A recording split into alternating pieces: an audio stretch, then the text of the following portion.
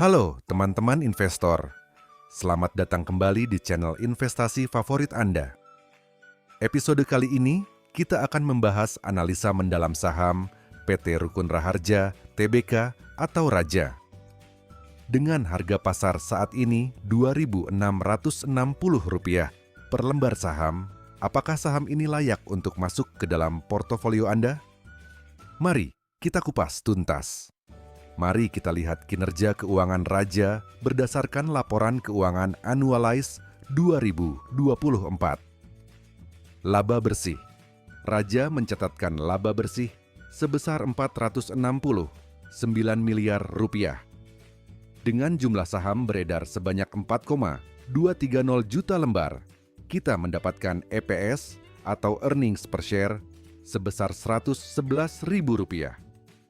EPS ini menjadi dasar penting untuk analisis valuasi saham yang akan kita bahas nanti.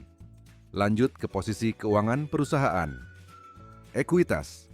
Raja memiliki ekuitas sebesar Rp2,196 miliar, menghasilkan BVPS atau book value per share sebesar Rp519.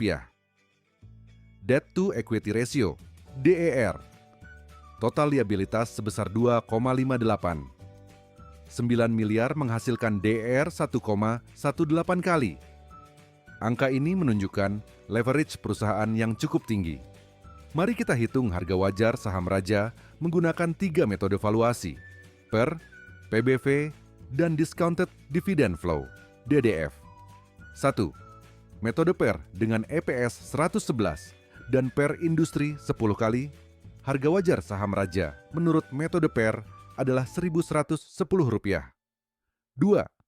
Metode PBV dengan BVPS 519 dan PBV industri 1 kali. Harga wajar menurut metode PBV adalah Rp519.000. Menurut metode ini adalah Rp500. Berdasarkan ketiga metode ini, harga wajar saham Raja berkisar antara Rp500 hingga Rp1.110. Berapa margin of safety saham ini? Harga pasar saat ini Rp2.660 menunjukkan overvaluasi yang signifikan dibandingkan harga wajar. Bagaimana dengan potensi dividen? Dengan DPS 33,3 dan harga pasar Rp2.660, dividen yield Raja hanya sebesar 1,25%. Angka ini tergolong rendah dan kurang menarik untuk investor dividen. Jadi, apa kesimpulan kita untuk saham Raja? 1. Valuasi yang tidak menarik. Dengan harga pasar jauh di atas harga wajar, Raja tampaknya overvalued.